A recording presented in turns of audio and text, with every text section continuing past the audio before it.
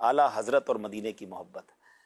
یقین کریں اشفاق بھائی، مدینہ منورہ تو صدیوں سے لوگ جا رہے ہیں، اور ہمارے اگر اس 100-150 سال میں اگر ہم دیکھیں تو کروڑوں لوگ جاتے ہیں، لیکن اعلیٰ حضرت امام اہل سنت نے اپنے انداز سے بھی اور اپنے اشعار سے بھی، اپنی تعلیمات سے جو مدینہ منورہ سے وارفتگی کا درس دیا وہ بڑا ہی نرالا اور بڑا ہی پیارا. یقیناً حضرت اویس کرنی رضی اللہ تعالیٰ عنہ کا انداز ہم پڑھتے ہیں، حضرت امام مالک رضی اللہ تعالیٰ عنہ عرصہ دراز مدینہ منورہ ہی میں قیام پذیر رہے مگر کبھی چپل نہیں پہنے، بلکہ رفع حاجت کے لیے مدینے سے باہر جانا ان سے ثابت ہے. مدینہ منورہ میں سواری پر نہ بیٹھنا، یہ بھی جو انہوں نے بات کی نا کہ حدیث پڑھاتے پڑھاتے کھڑے ہو جانا. کچھ عشق کی باتیں وہ ہوتی ہیں جو کتابوں میں نہیں لکھی ہوتی.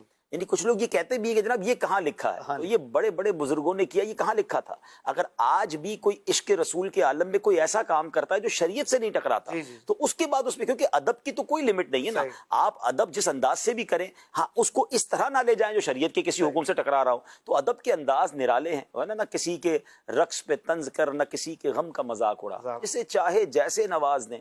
یہ مزاج عشق رسول ہے. اور آج بھی یقین کریں مدینہ منورہ میں کبھی کبھی، آج کل تو ویڈیوز بھی آ جاتی ہیں، کسی کا ایک ایسا نرالا انداز دیکھتے ہیں کہ اس کو دیکھ کے ہمیں رونا آ جاتا ہے. یعنی وہ ویڈیو اتنی وائرل ہو جاتی ہے کسی عاشق رسول کے انداز کو دیکھ کر کہ یہ کس انداز سے مدینہ پاک میں حاضری دے رہا ہے. اگر وہ شریعت سے نہیں ٹکراتا تو کیا حرج ہے، اس میں کیا پرابلم ہے. بعض عاشق تو یہ بھی جواب دیتے ہیں نا، یہ ہمارے نصیب میں لکھا ہے. ہاں کہاں لکھا ہے؟ تو ہمارے نصیب میں لکھا ہے، ہمارے نصیب میں عشق رسول لکھا ہے. تو بہرحال آج بھی عشق کے رنگ نظر آتے ہیں. اور اعلیٰ حضرت امام اہل سنت کا جو مدینے سے پیار ہے اس کی تو بہت ساری مثالیں موجود ہیں. اور مدینہ منورہ سے پیار تو جھلکتا ہی آپ کی باتوں میں. لیول ہے نا مدینہ منورہ کے جو سگ ہیں، مدینہ منورہ کے جو کتے ہیں، اس کے لیے جو آپ نے الفاظ استعمال کی، یہ ادب کا بھی مقام دیکھیں کہ ظاہر ہے کہ جو کتا ہوتا ہے یا سگ ہوتے ہیں یہ گوشت پسند کرتے ہیں.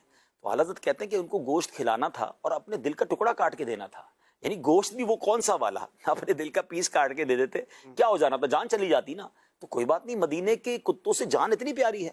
پارا دل بھی نہ نکلا دل سے تحفے میں رضا، ان سگانے کو سے اتنی جان پیاری واہ واہ. یعنی یہ ایک شعر ہی بتا رہا ہے کہ مدینہ تو چیزیں دیگر است، مدینہ پاک کے کتوں سے کس طرح پیار ہونا چاہیے. ایک اور بڑا پیارا شعر ہے، کتنی ادب کی بات ہے. میں جب اسکول پڑھتا تھا نا تو ایک اردو کا ایک بڑا نفیس سا لفظ سیکھا تھا، اور اس زمانے میں بڑا اچھا لگتا تھا کہ یہ بھی لفظ کتابوں میں، اور کتنا اس کے اندر، یعنی سما خراشی. اب یہ لفظ نارملی تو آج کی اردو میں نہیں بولا جاتا، پر اس زمانے میں کہ کسی ادب سے کسی بزرگ سے بات کرنی، حضور اگر سما خراشی نہ ہو تو کچھ عرض کریں. وہ لکھنؤ والی اردو جو ہماری کتابی اردو میں جب جملہ سنتے تھے، مگر سیدی اعلیٰ حضرت جب یہ شعر سنا کہ خوف ہے سما خراشی یہ سگے طیبہ کا، یعنی مجھے یہ خوف ہے کہ مدینہ منورہ کے کتوں کی نیند خراب نہ ہو جائے، ان کے آرام میں خلل نہ پڑے، وہ ڈسٹرب نہ ہوں. خوف ہے سما خراشی یہ سگے طیبہ کا، ورنہ کیا یاد نہیں نالا و افغا ہم کو.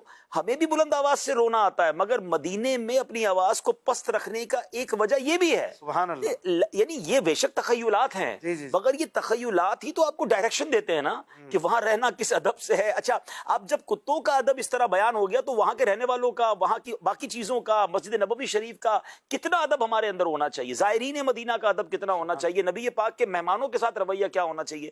تو اب اسی طرح اگر ہم مدینہ شریف کی حاضری کی بات کریں تو اعلیٰ حضرت اپنے اشعار سے کس طرح ہمیں سکھاتے ہیں. یعنی میرے ون آف فیوریٹ شعر میں ایک شعر یہ ہے کہ جب خاص طور پہ مکے سے مدینے جاتے ہیں نا تو جو راستہ ہے نا وہ راستہ بھی بڑا نرالا ہے. جو تھوڑی دیر بعد مدینہ منورہ کے بورڈز آ رہے ہوتے ہیں تو اعلیٰ حضرت نے اس راستے پر تو شعر لکھا نا کہ واروں قدم قدم پہ ہر دم ہے جانے نو، یہ راہ جاں فضا میرے مولا کے در کی ہے. یعنی یہ راستہ وہ ہے جو آقا کے در پر جا رہا ہے اور میں قدم قدم پر اپنی جان قربان کروں. اللہ اکبر اپنے قدم ارو وہ خاک کے پاک، حسرت ملائکہ کو جہاں وضع سر کی ہے. اچھا پھر اعلیٰ حضرت جو ہے نا وہ ایکچولی انسٹیٹیوٹ بھی ہے نا، وہ اپنی کیفیت کے ساتھ ساتھ ہمیں بھی ساتھ لے کر چلتے ہیں، تو ہمیں بھی جھنجھوڑتے ہیں. پتہ ہے کہاں جا رہے ہو؟ کہتے ہیں ہاں ہاں رہے مدینہ ہے، غافل ذرا تو جاگ، او پاؤں رکھنے والے یہ جا چشم و سر کی ہے. یہ پیر رکھنے کی جگہ نہیں ہے، یہ آنکھیں اور سر رکھنے کی جگہ ہے. پھر زائرین کو جھنجھوڑتے ہیں، معراج کا سما ہے کہاں پہنچے زائروں، کرسی سے اونچی کرسی اسی پاک در کی ہے. یعنی امیجنیشن کی دنیا میں اعلیٰ حضرت آپ کو مدینے کا سفر بھی کرواتے ہیں اور پھر بار بار آپ کو اہمیت بھی بتاتے ہیں. اچھا اب جب آپ وہاں پہنچ جاتے ہیں تو پھر اعلیٰ حضرت امام اہل سنت بتاتے ہیں کہ یہ کیسا دربار ہے، یہاں دل کھول کر مانگنا ہے، گھبرانا نہیں ہے، مانگیں گے مانگے جائیں گے منہ مانگی پائیں گے، کیونکہ سرکار میں نہ لا ہے نہ حاجت اگر کی ہے. اچھا کچھ لوگوں کو مانگنے میں شرم آ رہی ہوتی ہے، کچھ لوگوں کو مانگنے میں ایسا فیل ہوتا ہے کہ بھائی ہم تو خود دنیا کو دینے والے ہیں. بھکاری بن جائیں تو سمجھاتے ہیں یہ وہ والی بھیک نہیں ہے، دنیا والی بھیک. اور کمال کی ایک یوں سمجھے کہ بات فرماتے ہیں کہ دنیا میں کسی سے بھی کوئی بندہ مانگتا ہے نا تو اس کا مورال ڈاؤن ہو جاتا ہے، اس کی سیلف رسپیکٹ ڈاؤن ہو جاتی ہے. مگر آپ کہتے ہیں لب واہ ہیں، آنکھیں بند ہیں، پھیلی ہیں جھولیاں، کتنے مزے کی بھیک تیرے پاک در کی ہے. یعنی بھیک کب سے مزے کی ہو گئی بھائی؟ یعنی اعلیٰ حضرت کے اشعار جو ہے وہ کمال ہے نا، وہ الفاظ لاتے ہیں کہ درد بھی ایسا ہے جس میں مزہ ہے، کیونکہ عشق رسول کا درد ہے. بھیک بھی وہ ہے جس میں مزہ ہے. بھیک میں کون سا مزہ ہوتا ہے؟ مگر کتنے مزے کی بھیک تیرے پاک در کی ہے. اچھا زیادہ ٹائم بھی نہیں لگے گا، یہ بھی سمجھاتے ہیں. کتنی دیر لگنی ہے، کتنی کوشش کرنی ہے؟ منگتا کا ہاتھ اٹھتے ہی داتا کی دین تھی، دوری قبول و عرض میں بس ہاتھ بھر کی. بس آپ نے اسٹارٹ لینا ہے، ادھر سے جھولیاں بھر دی جانی ہے. اچھا پھر آپ کو امید بھی دلاتے ہیں، پھر بعد میں پھر جھنجھوڑتے ہیں کہ دیکھو تو صحیح کس دربار میں آئے، اف بے حیائیاں کہ یہ منہ اور تیرے حضور، ہاں تو کریم ہے، تیری خو در گزر کی ہے. یعنی ہمیں یہ بھی یاد دلاتے ہیں کہ آقا کے در پر جا کر یقیناً مان میں مچلنا بھی ہے اور اپنی خطاؤں پر لرزنا بھی ہے. یعنی کیا ہمیں ایک کیفیت عطا فرماتے ہیں. سبحان اللہ. تو اعلیٰ حضرت پھر سرکار علیہ الصلوۃ والسلام سے عرض کیسے کرنا ہے کہ حضور ہم سرکار ہم گواروں میں طرز ادب کہاں، ہم کو تو بس تمیز یہی بھیک بھر کی ہے. کبھی کہتے ہیں کہ حضور تیرے ٹکڑوں سے پلے، غیر کی ٹھوکر پہ نہ ڈال، جھڑکیاں کھائیں کہاں چھوڑ کے صدقہ تیرا. یہ جو جس طرح اعلیٰ حضرت ہمیں مدینے لے جاتے ہیں نا، اور نبی پاک سے عرض کرنے کا، پیارے آقا کی بارگاہ میں التجا کرنے کا ہمیں طریقہ اور سلیقہ سکھاتے ہیں، یہ کمال ہے. اور اس میں جو انداز ہے سیدی اعلیٰ حضرت کا، بندہ اگر اس کو اڈاپٹ کر لیتا ہے نا تو پھر خود بھی وہ مدینے پاک میں کیفیت میں رہتا ہے. پھر وہ بار بار اس کو اگر وہ اشعار یاد آتے رہیں اور اپنے گناہ بھی یاد آتے رہیں. پھر اعلیٰ حضرت امام اہل سنت کے اور بھی بہت سارے ایسے کلام ہیں جس میں نبی پاک علیہ الصلوۃ والسلام کی مہربانیاں، سرکار علیہ الصلوۃ والسلام کی امت سے پیار، پھر ہمارے اپنے گناہوں پر معافی کا ایک انداز. وہ ہے نا کہ مجرم بلائے آئے ہیں، جاؤ کا ہے گواہ. قرآن پاک کی وہ خوبصورت آیت جو ہمیں مدینہ منورہ جانے کا درس دے رہی ہے. اب اس آیت کا کیا خوبصورت اشارہ کر دیا.